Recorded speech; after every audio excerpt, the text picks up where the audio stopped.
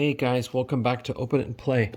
My name is Mike, as usual, and today we're going to be looking at the Marvel Legends Ultron. So this figure came out quite a while ago. You can see the Build-A-Figure was actually Cassie Lang from the horrible Ant-Man 3 movie. But this figure recently was on sale on the Japanese Amazon.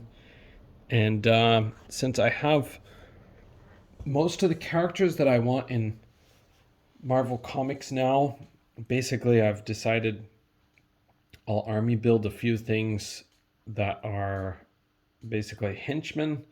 So that's including kind of like hand ninjas, Hydra troopers, shield agents, AIM soldiers. I have skeletons, and then those little cheap aliens that I showed you, and the little robots. And basically one of the last things I want is Ultron and maybe the scrolls. I don't have to have a lot of scrolls because they shapeshift so they look like other people, but I don't know, maybe 4 to 6 scroll heads would be pretty good. I have 3, but it's not quite enough for what I want to do. So but with Ultron has for a long time been one of my favorite Avengers villains. He's a creation of Ant-Man, unlike the movies, which screwed it up by making it Tony Stark's curse, not Hank Pym's curse. But Ultron is a really interesting character, and he's really important in the history of the Avengers. He created Vision. He always rebuilds himself, and he makes copies of himself to be able to fight the Avengers more effectively, but mainly to evolve and adapt and build himself back better. So he's kind of a cool idea for a villain because no matter what you do, he's clever enough to always keep another copy of him around somewhere. And that copy is always upgrading himself with the newest technology or building himself a newer body. So Ultron is a really big threat for the Avengers. But he's gone through so many things in the comics, but I'll kind of leave it at that. So I'm going to unbox this one. You can see we have 1, 2, 3, 4, 5, 6, 7, 8. I have one more on my display over there, and that's 9, and this will be number 10. And I also have the older version of this, which has a different head and actually has like a chrome plate paint job. That one is much more deluxe, so I'm kind of using that as the prime Ultron, and these are his robot soldiers. But these do not have paint, and that's a problem for a lot of people because it does look a lot cheaper. But I will say one thing for playability, especially for children, the chrome one does kind of, the paint chips off in the joints easily when you pose it.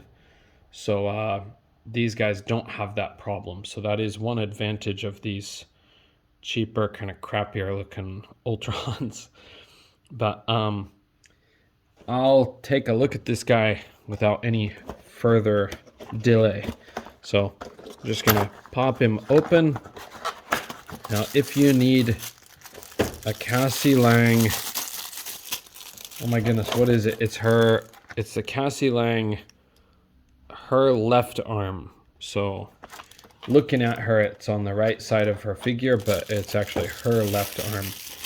If you need a Cassie Lang left arm, just mail me, because I got 10 of these boogers, and I actually don't have a plan to build Cassie Lang. So these are all extras. If you have any ideas for what I should do with these parts, please let me know, because I'm kind of at a loss. It could be worse. It could be the main body part. The main body part is number 4. That came with Egghead. I have 3 of those because I wanted some people in lab coats for doing toy photography. But so let's look at Ultron's accessories first. This is the time in the toy line when everything is without plastic-free packaging. It's a curse in some ways, it's a blessing in some ways, but most people weren't happy with it because the quality control really suffered. That is Hasbro's fault. I don't fault lack of plastic for that. I fault Hasbro. But there's the little Kirby crackle of energy. And here are some alternate hands. These are kind of like gripping hands. So, and then he comes with this left hand, alternate hand punching. So now I locked my focus, so I hope it's clear. It looks like it's clear to me, but okay. And then, like the other plastic-free packaging, guys, this guy's wrapped in the little paper case and cardboard inside. And here he is. Well, imagine that he looks similar to those guys in the background. But so this figure, he does have his drawbacks. Like I said before, the without any paint is a pretty big drawback when it comes to details, especially when you're buying a figure that costs as much as these cost. However, like I said, for me, that kind of works in my favor. I do use the one Ultron as the main Ultron. That's the fancy looking one. But so this guy's face is different from the other Ultron, and it looks more like a slightly more classic look. He has these kind of ear antenna things which go down a little bit further. Sorry, it's really having a hard time focusing on him, so I will lock it. Okay, and then he has kind of the Kirby crackle inside of his mouth. I think that it looks okay, but it is very simplistic for the details on the face. But yeah, Marvel Legends aren't known for having a whole lot of detail, so their faces are getting more photorealistic in recent years. So in that way, they do look pretty realistic, but yeah, they don't use a lot of paint unless they absolutely have to. So let's look at this guy's posability. I will switch it to autofocus and hopefully it's going to stay somewhat focused on him. So his head is on a disc hinge with a ball joint on top. He can look down about that far. He can look up a heck of a lot because you can switch that up. It is good for a flight pose. Since Ultron can fly, I'm very happy about that. His arms do have this feature where these can slide freely, his shoulder pads. So it goes along with where you take the arm or where you take the shoulder. The usual ball joint with a hinge, and he has bicep cut, double jointed pinless elbows. We'll get you like that.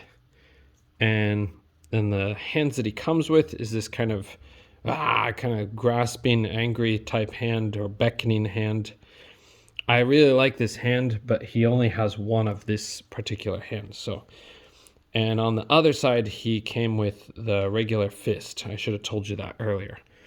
So with the old Ultron, the chrome painted one, what you did was you put his kind of orangish colored Kirby crackle into his mouth.